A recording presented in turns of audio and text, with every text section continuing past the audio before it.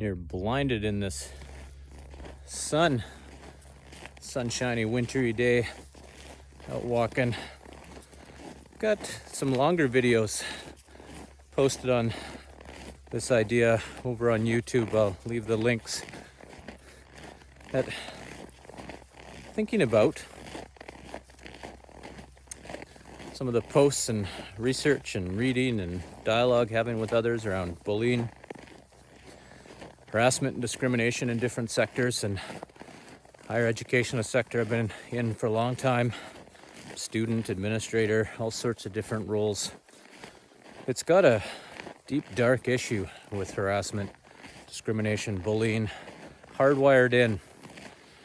That bullying begets bullying. And there's some important dialogue conversations going on in healthcare, other areas, addressing bullying, discrimination, harassment. Ultimately, I feel anyways, it's about behaviors. It's about communication. And so bullying and discrimination and harassment are forms of communication, ultimately, and they're forms of behaviors, which are ambiguous to nail down at best.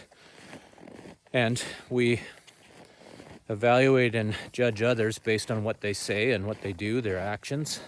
And we evaluate ourselves based on our thoughts.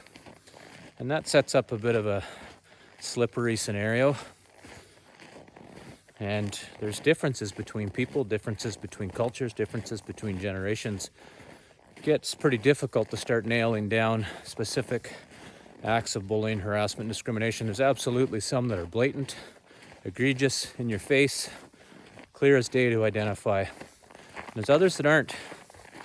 And it gets slippery, and organizational processes don't like to dance around on slippery things for a while. They just carry on and get on with it. And in the meantime, somebody who felt bullied, somebody who potentially bullied, the people that watched it, they're all making judgment calls and evaluations based on that.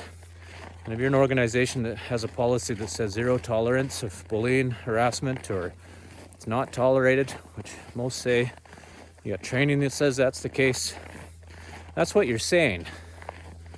But what you're acting out, which speaks often a lot louder, is that there's a lot of tolerance for it. And clearly that's the case in higher education based on surveys of faculty and researchers. It's hardwired in, and it comes down to respectful communication. And that means respectful communication, not just about the bright, sunshiny things. Sometimes you actually got to get into it.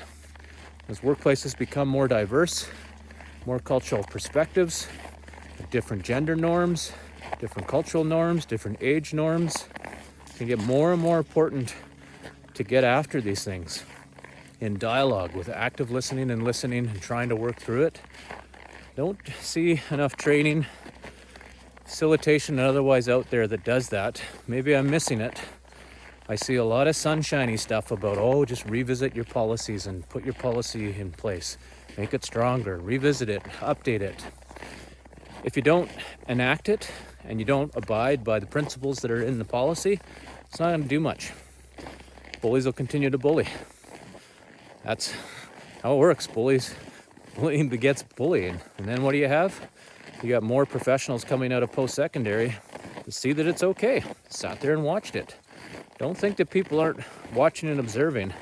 I think the numbers would be pretty scary on how many people have observed and thought they were observing bullying and didn't say anything because their career was on the line, or they got to go to work with the same people the next day. We get right into the heart of respectful communication and explore that and realize sometimes it's not always directly person to person, and the fact that sometimes for a lot of bulliers, they experienced a lot of trauma. They're just acting out of their hurt child selves and running over people in the process. I've been there. I've seen it. I've experienced it. People have experienced trauma and experienced just shitty situations and out acting out bullying, discriminating, lateral violence.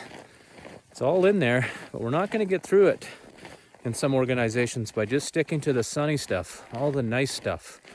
Sometimes it needs to get a little deeper, and it needs to be consistent over time.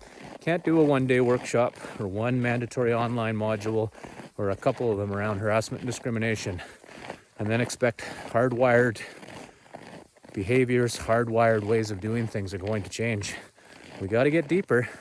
What do you think about this? Maybe I'm out of line on these thoughts. Respectful communication,